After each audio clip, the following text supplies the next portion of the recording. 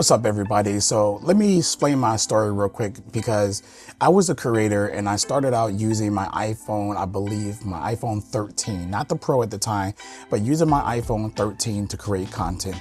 And it was great. You know, if you have a cell phone and you don't have money to get a real camera or anything like that, just make sure that you know that you can use your cell phone, whether it's an iPhone, whether it's an Android phone, it doesn't really matter. I think a lot of videos are really great on most mobile phones. So let's get right to why I titled this video what I did title it.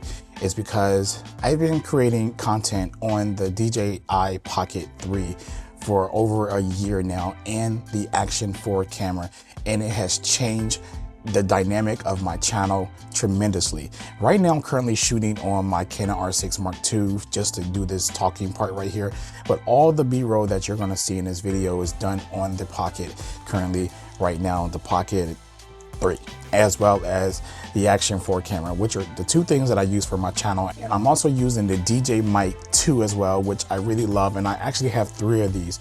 One is for my Action 4, one is for my Canon camera, and the other one is for the Pocket 3. It just made my life a lot easier, so I went ahead and bought the whole entire kit plus one spare microphone, and it worked out really great. So I've been using these for my channel for quite some time now, and a lot of people have gave me compliments on my quality and everything like that. Now, I'm gonna tell you why I enjoy using these the most. One reason I like using these the most is because the angles. It's harder to get the angles that I want with my camera if I have to use a gimbal and some kind of messy setup with screens and microphones and everything detached or whatever like that to it. And with the Pocket, it makes things a little bit easier because you can just turn this thing on and then you can just kind of go and just start recording and creating content from whatever angles that you want, because it's a built-in gimbal and it just makes it easier to get stuff done and shot perfectly just fine without any issues at all. And then when it comes to the Action 4, this is great for, you know, the point of view. Normally I mount it to the top of my head when I'm out using it for something else, or sometimes I mount it to my chest, whatever like that, just to get that POV footage, and it turns out really, really great. And I highly recommend, you know, they do have the Pro 5 out now, which I plan on upgrading this soon, but still, even if I didn't want to, this would be just fine. And one of the best things about it, I shoot D-Log on both of these, so therefore I can match the footage for both of these when I'm using both of these in one video. So I definitely highly recommend, if you're out here thinking about starting out a career or starting out to become a creator and you just don't know what camera to get, I highly recommend this camera. But I know there is some flaws that a lot of creators bring up. There's no lens selections. You can't zoom in and zoom out. Well, technically you can, but it's digital and you kind of don't want that. But if that's something that's not a concern for you, which is not really a concern for me, normally when I want like really close, nice bokeh in the background, I just get closer to my subject, because you can kind of focus pretty close with the DJI Pocket 3, not more so the Action 4, because it's more like an infinity, so anything that gets close get blurred out. So that's something that you might need to know when you're using both of these.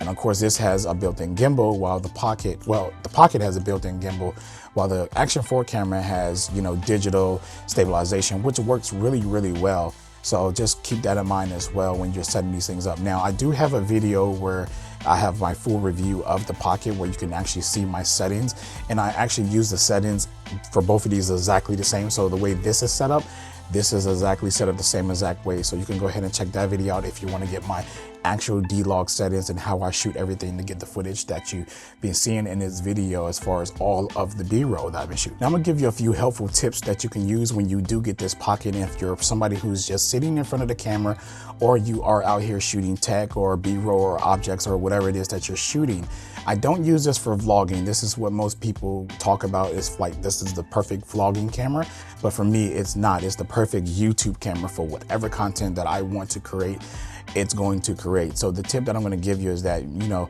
make sure that when you're panning your shots or everything like that, then you have it on like a follow or something like that. And also don't be afraid to stick a stick on the bottom of this and make it really, really long, and then you can hold it in the air and get like some drone shots or get some really low shots upside down like this. But make sure when you flip the camera, you wait a little bit so the sensor can flip over, and then their shots won't come out upside down, because normally if you hit record first and then you turn your camera like that, then your footage is going to be upside down. So you want to turn it upside down first, and then you want to go ahead and hit record, and then your footage will come out upright.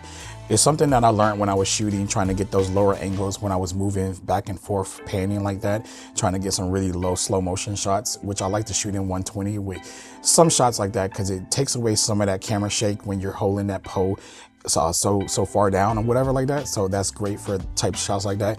Say you're a person who sits in front of your camera like I'm doing now talking, just make sure that you have a really good light, and that's all you really need: your microphone, your camera, and good lighting, and pretty much you're good.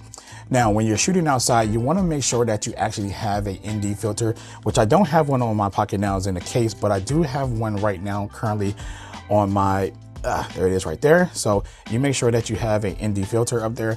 I use a variable one on my Pocket 3, and I just use a regular one up here on my Action 4 camera when I'm out and about. So therefore everything could be kind of like pretty much balanced. You don't want something overblown too much or whatever like that in your videos when you're out and about and you're moving around. So also keep this in mind when you're out shooting in lower light situations. While it does do pretty good in low light, you kind of want to make sure that you have light, unless you're just one of those low light shooters and that's the type of stuff that you make, which is totally fine. But just make sure that you have enough light when you're out there shooting. Light is very important, just like in photography.